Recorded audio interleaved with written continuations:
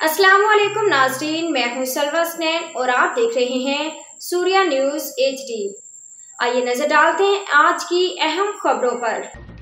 SSP Jacobabad doctor Sameer नूर चन्ना की जारी करदा सख्त अहकामात पर पोलियो टीम्स की हिफाजत के लिए जारी करदा सिक्योरिटी ऑर्डर पर जिला भर में अमल दरामद जारी।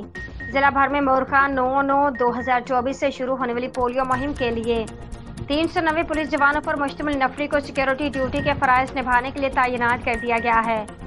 जकबाबाद पुलिस के जवान जिला भर के शहरों और दही इलाकों में सिक्योरिटी ड्यूटी फ़राइज़ सर अंजाम दे रहे हैं।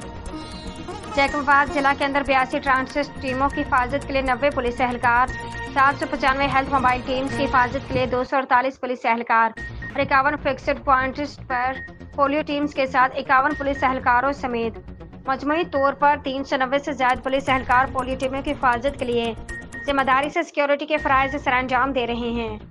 इसके साथ मुतल्लिका STPOs और SHOs को पोलियो टीम्स की हिफाजत के लिए सख्त अहकामात जारी कर दिए हैं और मुख्तलिफ इलाकों के अंदर पुलिस पेट्रोलिंग में भी इजाफा कर दिया गया है। आज के लिए इतना ही। मजीद खबरों और अपडेट्स के लिए देखते रहिए सूर्या न्यूज़ HD।